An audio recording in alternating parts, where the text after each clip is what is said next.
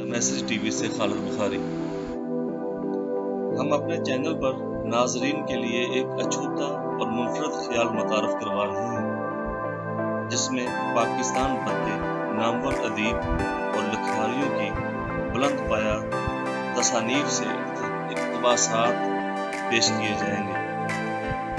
हमारे वो तमाम नाज़रीन जिनके पास वक़्त की किल्लत है और वो लाइब्रेरियों में जाकर ज़ख़ीम कुतुब का मुतालिया नहीं कर सकते, इनसे गुजारिश है कि वो हमारे चैनल को सब्सक्राइब करें और साथ ही बेल आइकन को दबा दें ताकि वो हमारी इस अदना सी कावत से मुस्तफ़ीद हो सकें। हम आपके लिए लाएंगे तमाम लिखवारियों की मोटी किताबों से इनकी तहरीर का निचोड़। चलिए स्टार्ट करते हैं। मुमताज़ मुफ्ती की अलखनगरी से। मुमताज़ मुफ्ती अपनी अलखनगरी के सफ़ा नंबर 57 पर चौथा बाब शुरू करते हैं, काला शाह काकू। इस बाब में इनकी मुलाकात एक बाबे से होती है। वहाँ क्या हुआ, इन्हीं की ज़ुबानी सुनिए।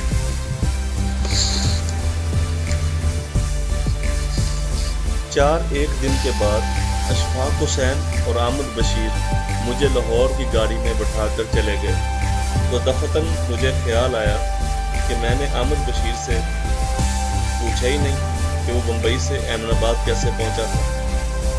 दरअसल अहमदाबाद में हमारी मसरूफियत में इस कदर शिद्दत थी कि कोई और बात सूझती ही न थी। गाड़ी में बैठते ही वो बुखार उतर गया और एक बेनाम डिप्रेशन तारी हो गया। वो एक लोकल गाड़ी थी जो हर स्टेशन पर रुकती थी। इन दिनों आम तौर पर लोकल गाड़ियों में बहुत भीड़ हुआ करती थी, लेकिन पता नहीं क्यों इस रोज गाड़ी खाली सी थी। जिस डब्बे में मैं बैठा था इसमें सिर्फ 4-6 मुसाफिर थे। सब चुपचाप बैठे थे। मैंने मुसाफिरों का जायजा लिया और फिर खिड़की से बाहर देखने लगा। शाम का वक्त था, अंधेरा फैल रहा था। चारों तरफ उदासी के ढेर लगे हुए थे। खेत वीरान पड़े थे। कहीं से बांसुरी या माहिए की आवाज नहीं आ रही थी। पटरी पर कोई राहगीर भी नहीं चल रहा था, न ही दो डगरों के गले में घंटी की आवाज सुनाई दे रही थी। जब मैं लाहौर से चला था तो मेरे जहन में सिर्फ 2 चीजें थी, एक काला संदूक और एक खूबसूरत हिंदनी।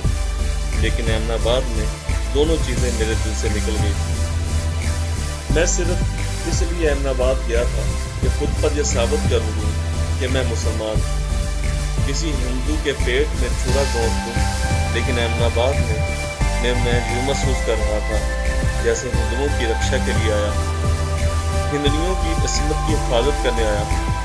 इस ख्याल पर मेरी हंसी निकल गई। कितनी अजीब बात है, ऐसा क्यों हुआ?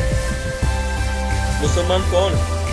क्या वो जो लाहौर की सड़कों पर छुरा लेकर नारे लगा रहा था कि कोई बचकर न जाने पाए, या वो जो अहमदाबाद में जख्मी हिंदनियों के सर पर दस्ते शफकत फेर रहा था? लाहौर में जब मैं महाजरीन की जिंदा लाशों को देखता था तो मेरे दिल में इन गुंडों की इज्जत पैदा हो जाती जो सड़कों पर छुरियां और बर्छे लिए फिर रहे थे। इस वक्त मेरा जी चाहता था कि मैं चला कर कहूं कोई बच कर न जाने पाए। लेकिन अहमदाबाद में जब मैं शेखनियों की वार्निंग सुनता, खबरदार किसी हिंदनी की इज्जत पर आंच न आए, तो मेरा जी चाहता कि मैं भी इनकी बात को दोहराऊं, खबरदार किसी हिंदनी की इज्जत पर आंच न आए। मेरे दिल में ख्याल आता कि मैं क्या हूँ, कौन हूँ, मुसलमान कौन है। तकसीम से पहले मेरे दिल में यह ख्याल कभी ना आया था। मैंने कभी ना सोचा था कि मुसलमान कौन है, गालिबन इसलिए कि मैं बराए नाम मुसलमान था। मुसलमान घराने में पैदा हुआ था, बराए नाम मुसलमान का बेटा था। घर में मेरी माँ और दादी नमाजें पढ़ा करती थी, इसलिए जब मैं समझने लगा कि मुसलमान वो है जो नमाजें पढ़े और रोजे रखे, मुझे कभी ख्याल ना आया था कि मुसलमान एक किरदार है, एक रुख है, एक रवैया है। तकसीम से तकरीबन 1 साल पहले जब लाहौर में सिखों और हिंदुओं ने पहला जुलूस निकाला था, इस वक्त अज़राए इत्तेफाक अहमद बशीर के साथ मार रोड पर घूम रहा था। इस जुलूस को देखकर मैं हैरान रह गया था। इतना बड़ा जुलूस, नंगी करपाने सिख इन्हें लहरा रहे थे, हिंदनियां स्यापा कर रही थी, وہ سب چلا رہے تھے، نہیں بننے دیں گے پاکستان۔ یہ دیکھ کر مجھے حیرت ہوئی تھی، نہیں بننے دیں گے تو ایک منفی مقصد ہے، مثبت نہیں۔ منفی مقصد کے لیے اتنا شور سراپا، تشدد کی ننگی دھمکی۔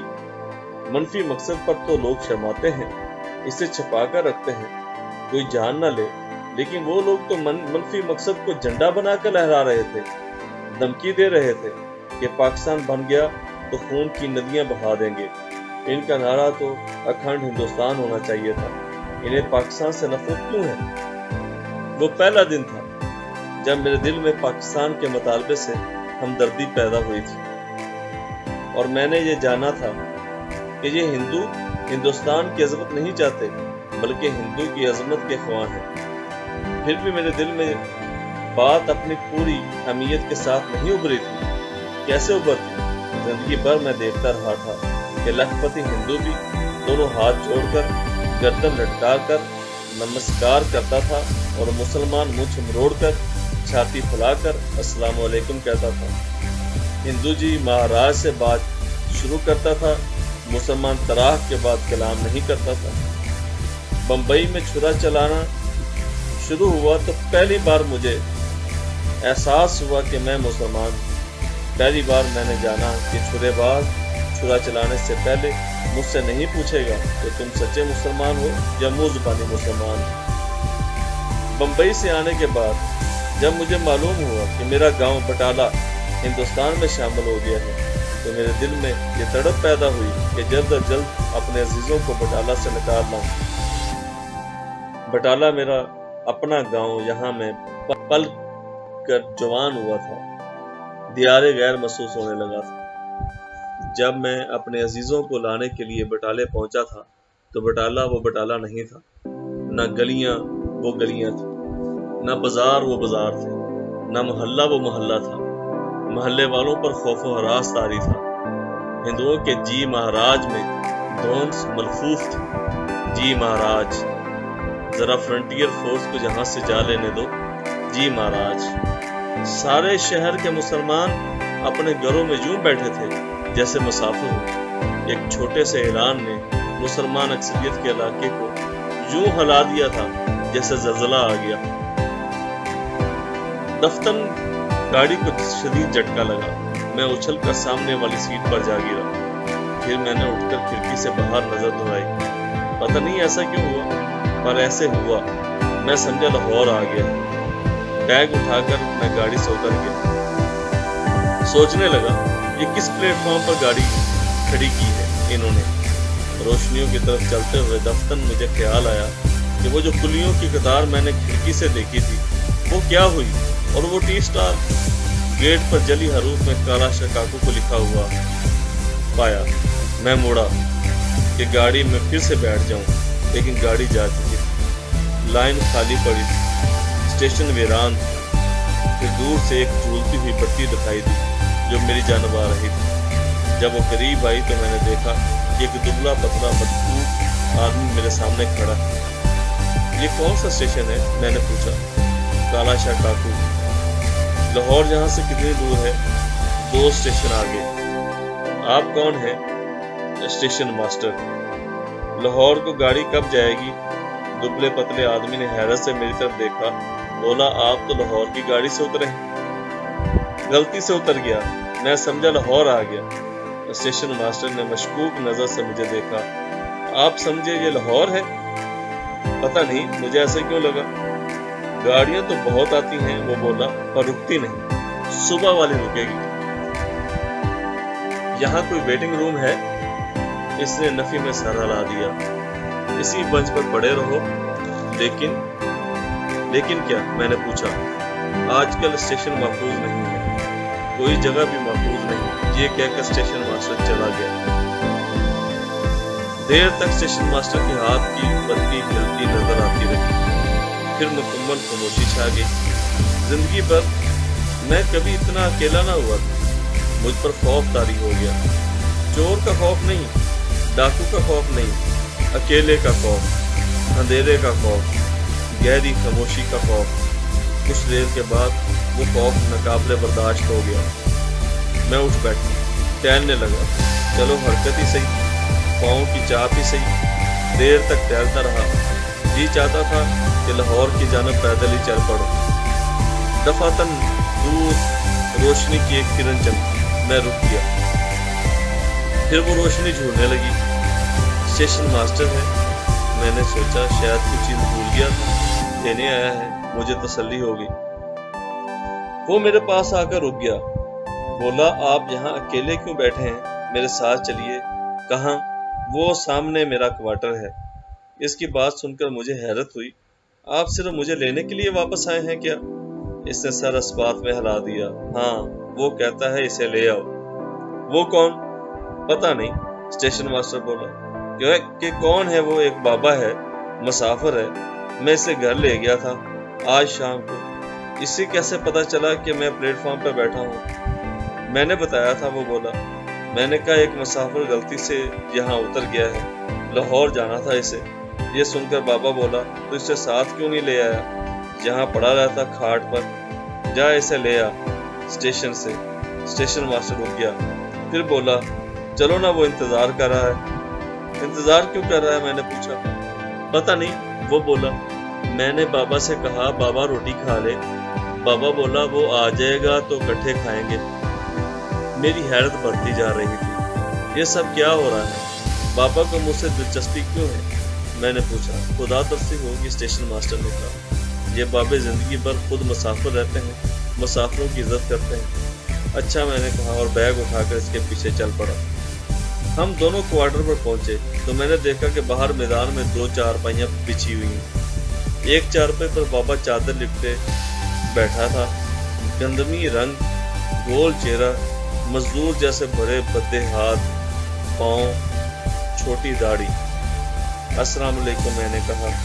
वालेकुम सलाम, वो बोला। फिर स्टेशन मास्टर से मुखातब होकर बोला, जा तू रोटी ले आ, तरद्दुद न करना, जो है ले आ। इसके जाने के बाद मुझसे कहने लगा, बैठ जा। तू लाहौर जा रहा था? हाँ, मैंने कहा। गलती से यहाँ उतर गया। कोई बात नहीं, वो बोला। गलतियाँ हो ही जाती हैं, बंदा बशर है। गलती ना करता तो हमसे कैसे मिलता। लाहौर का रहने वाला है तू? जी नहीं, बशर की पंजाब से आया हूँ, महाजर हूँ। वो बोला। वहाँ लाखों मुसलमान शहीद कर दिए गए हैं, मैंने कहा। जो अल्लाह की मर्जी, वो बोला।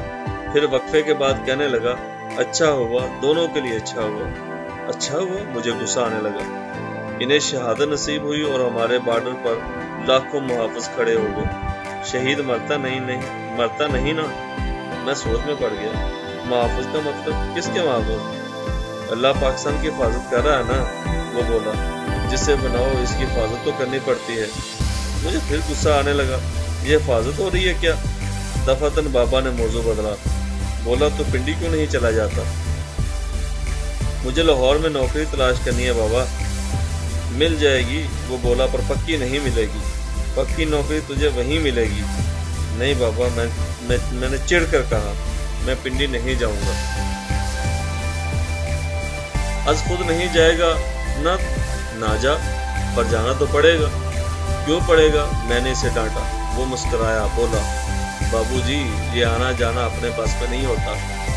तुम मुझे पिंडी क्यों भेज रहे हो जबरदस्ती? हम क्यों करेंगे जबरदस्ती? हमारी क्या हैसियत है? वो लाल टोपी वाला बुड्ढा तुझे बुला रहा है। बुड्ढा मुझे बुला रहा है? मैं सोच में पड़ गया। बात समझ में ना आई। वो कौन है लाल टोपी वाला? वही जो तेरे ट्रक को पाकिस्तान लाया था। मैं सोच में पड़ गया। अमृतसर का नक्शा मेरी निगाहों तले फिर गया। वो मुझे क्यों बुला रहा है? मुझे क्या पता बाबूजी, मैं तो बरवाला हूँ। सब ड्यूटी पर लगे हुए हैं। बाबूजी हुक्म सुनकर यस सर करते हैं। मुझे बाबा की बातों में दिलचस्पी महसूस होने लगी। वो आम बाबाओं की तरह नहीं था। किस काम पर लगे हुए हैं बाबा? मैंने पूछा। स्टेशन मास्टर खाना ले आया। ट्रे में दही था, दाल थी, चटनी थी, अचार था और रोटी थी। आजा तू भी खा ले, बाबा ने स्टेशन मास्टर से कहा। नहीं बाबा, वो बोला, मुझे स्टेशन पर जाना है, गाड़ी पास करानी है। तो इधर आजा, इसने मुझे कहा। और चारपाई पर रोटी खाते हुए मैंने अपना सवाल फिर दोहराया। बाबा ये सब किस काम पर लगे हुए हैं? तुझे नहीं दिखता? वो बोला, ये जो मुल्क बनाया है तो इस किसी बात के लिए बनाया है, ऐसे ही तो नहीं बना दिया। अब इस डोलती कश्ती को पार भी तो लगाना है कि नहीं? मुझे शरारत सूझी। मैंने पूछा, बाबा किस लिए बनाया है ये मुल्क? कहते हैं, वो बोला, यहाँ तख्त बिछेगा, फिर वो आकर इस पर बैठेगा। वो कौन? मैंने पूछा। बोला, वही जो आने वाला है, जिसके इंतजार में सब बैठे हैं। ये इंतहा थी। मेरा सब्र और तहम्मुल जवाब दे गया। मैंने कहा, बाबा एक बात कहूँ? क्या? वो बोला, तो गुस्सा तो नहीं होगा? नहीं, इसे सर नफी में हिला दिया। बाबा, मैंने कहा, मैं इन बातों को नहीं मानता, ना ही मैं बापों को मानता हूँ। ना मान? वो बोला, तेरी मर्जी है, चाहे मान ना मान, हम किसी को मजबूर नहीं करते कि जरूर मान। अपनी अपनी किस्मत है, कोई मान लेता है, कोई नहीं मानता। वो रुक गया। फिर कुछ देर के बाद बोला, फिर वक्त की बात है, जब वक्त आएगा तो तू आप ही आप मान लेगा। नहीं बाबा, मैंने कहा, मैंने कुछ कहना चाहा। तुझे नहीं पता बाबू? वो बोला, वो बड़े डाढ़े हैं, बड़े जोर आवर हैं, जब मनवाना चाहते हैं मनवा लेते हैं, जिसे मनवाना चाहते हैं इसे मनवा लेते हैं। नहीं बाबा, मैंने इसे टोका। वो जलाल में आ गया। बोला, बाबू वो जब चाहें गाड़ी से उतार लेते हैं। तू भी तो उतर गया था गाड़ी से, उतरा कि नहीं उतरा? तूने देखा कुलियों की कतार खड़ी है, स्टार पर लोग चाय पी रहे हैं, देखा था ना? तू समझा लाहौर आ गया तो गाड़ी से उतर गया। ये सुनकर मेरे ज़हन का फ्यूज उड़ गया। क्या तुमने मुझे यहाँ उतारा है? जवाब दो। तुझसे मिलना जो था, तुझे बताना था कि इधर चला जा, वो तेरी अडीक में है, उससे शहर नहीं जाया जाता। मैंने कहा, चलो यहीं मिल लेते हैं। अब तू सो जा, सुबह तुझे गाड़ी पकड़ना है, आराम कर ले। ये कहकर बाबा चादर तान कर लेट गया। सारी रात मुझे नींद न आई। इस बाबे में इतनी ताकत है कि मुझे उसमें मिसमराइज कर सके, काला शाह काकू के स्टेशन पर मुझे लाहौर का सैराब दिखा सके। क्या मैं अपनी आंखों पर कादर नहीं हूँ, अपने हवास पर कादर नहीं हूँ? ये बाबे कौन है? वो रूमी टोपी वाला क्यों मुझे वहां बुला रहा है? पाकिस्तान क्यों बनाया गया है? बना नहीं, बनाया गया है। क्यों? ये इम्तियाज क्यों? सारी रात में ख्यालात की फांसी पर लटका रहा, फिर पता नहीं कब नींद आ गई। सुबह स्टेशन मास्टर मुझे बुला रहा था, उठ बाबू, गाड़ी आने वाली है। मैं जाग पड़ा। मैंने उठकर बैग उठाया, देखा तो बाबे की चारपाई खाली पड़ी थी। बिस्तर पर कोई सलवट न थी, जैसे वहां कोई सोया ही ना हो। दफातन मुझे ख्याल आया, शायद बाबा भी मेरे ज़हन की तख्लीक हो। जिस तरह मैंने स्टेशन पर कुलियों की कतार देखी थी, वैसे ही बाबा देखा।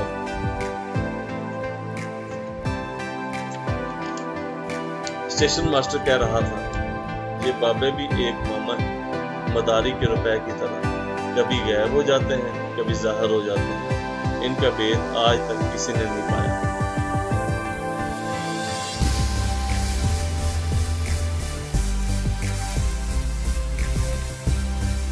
नाज़रीन, आज के लिए इतना ही। कल एक हम नई वीडियो के साथ मिलेंगे और उसमें अलग नगरी का एक और इक़्तिबास पढ़ेंगे। अपना और अपने गुरुद्वारा में तमाम दोस्त अहबाब का ख्याल रखिएगा। अल्लाह।